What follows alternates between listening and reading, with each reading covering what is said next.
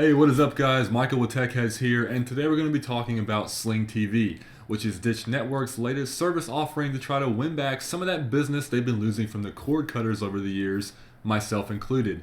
Now, for those of you who don't know, a cord cutter is basically a person who has said goodbye to their cable or satellite TV subscription service and opted to go get the content that they want elsewhere from services like Netflix and Hulu, Amazon, iTunes, basically anywhere they can go to get just the content that they want without being forced to buy these large packages full of channels that they don't watch and being locked into long-term contracts. So in an attempt to give the customer what they want, Dish Network has created Sling TV. Not to be confused with Slingbox, which is a similarly named separate company that actually sells set-top boxes that allows people to sling or stream their existing TV services to their mobile devices while they're on the go. Now, for $20 a month, Sling TV is going to get you live streaming TV access to some really popular channels like ESPN, TNT, TBS, CNN, Disney Channel, and a handful of others. Now, they say that support for AMC is actually coming soon, which is going to be great for The Walking Dead fans, but as of the time of this video, that hasn't happened yet. Now, in addition to that $20 channel lineup, they do also offer $5 a la carte add-on packages that'll get you some additional channels in different categories like sports, news, and kids. And they are also offering a free 7-day trial. So once you get signed up, the next question is, what can I watch Sling TV on? Right now they have apps that support the PC, Mac, iOS, Android, Roku, and the Amazon Fire TV family. And right now they are offering some discounts and promotional deals for certain hardware devices if you sign up for 3 months of Sling TV service. Now, while future support for the Xbox and Nexus player is being promised on the website, there's no mention of the Apple TV or the PS4. Though I was able to get AirPlay mirroring working from my iPad to my Apple TV with very little trouble.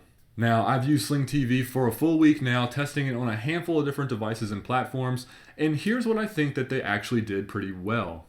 First, the app is a universal design, meaning that it looks almost identical no matter what platform or device you're using, and it's always nice not to have to fumble your way around or relearn the software depending on what you're using it on. Navigating through the channels and the genres is pretty easy, and I also like they have somewhat of a built-in guide where once you pick a channel, you get to see what's currently playing, but you can also scroll ahead to the future channel lineup as well. In terms of the visuals, the video quality is actually really good. It's not crystal clear 1080p all the time, but even on my iPhone 6 using my AT&T cellular data connection, the video looked really good and buffered very little, which is always nice. Now, on the PC and Mac side using my home Wi-Fi, the video stream was consistently good. Not great, but definitely not unacceptable by any means. I did notice a slight quality difference using the Watch ESPN app versus the Sling TV ESPN app when I went to full screen. The Watch ESPN was a little sharper. But all in all, the quality is not where Sling TV's problems lie. The channel lineup is pretty decent too, and let's face it, for hardcore sports fans out there, all they needed to hear was ESPN before they jumped to sign up, and I can definitely understand that. But when you throw in channels like TNT and TBS, CNN, Disney Channel if you have kids in the house, it really is a pretty solid lineup for $20 a month, and with AMC coming down the road, I think that's going to be a pretty good deal. So that was the good, but now let me tell you what I didn't like that much about Sling TV, and unfortunately these items carry a lot more weight than the things that I did like. First and foremost, this is a single device only service, and to me that is just the biggest deal breaker and completely unacceptable.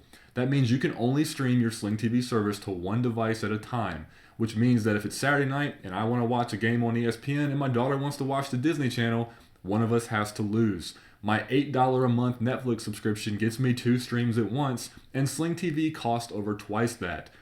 That's just terrible. Second, Sling TV is a live TV streaming service only, meaning you don't have the ability to watch previous episodes or previous seasons of a show like you do with services like Hulu Plus. And in fact, most channels don't even offer you the ability to rewind what you've been currently watching. Now, in this day of DVRs and digital downloads, with Sling TV, if you miss something you want to watch, you have to go find it somewhere else, meaning you have to go pay more money to compensate for the shortcomings of something you're already paying for. And let's face it, nobody wants to do that. And of course, because it's real live streaming TV, you have real live commercial breaks as well. Now, for a smaller thing, I know this is still the early days for Sling TV and the service is bound to get better, but as it stands right now, the apps are pretty buggy across the board. On the iOS app, I would constantly launch it and just be greeted with a black screen only, and I'd have to relaunch the app multiple times before it would eventually come to life. And on the PC side, for some reason I kept getting playback errors whenever I would try to start ESPN. I'd either have to restart the app, or sometimes changing a channel and then changing back to ESPN would resolve the issue. Things were a little better on the Mac side, though I did notice that it had a little bit of trouble launching and would consistently lock up my system for a few seconds before it would finally work itself out and everything would go back to normal. Now again, I know it's still early and these are all probably things that can be fixed with a software update. One more side note about the OS X app, you actually have to lower your Mac app security settings all the way to their lowest before Sling TV will actually launch. And I don't know about you, but that always makes me a little nervous. So at the end of the day, guys, here's what I really think about Sling TV. For those of you out there who can actually manage to get in front of your TV to watch what you want in real time, don't care about those commercial breaks, and don't care about the ability to watch previous episodes, go ahead and sign up for that 7-day trial and see what you think.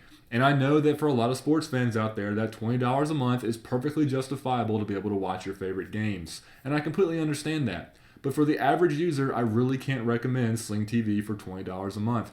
I think your money would be much better spent on other services like Netflix and Hulu, or buying TV seasons from Amazon, iTunes, and even Google Play.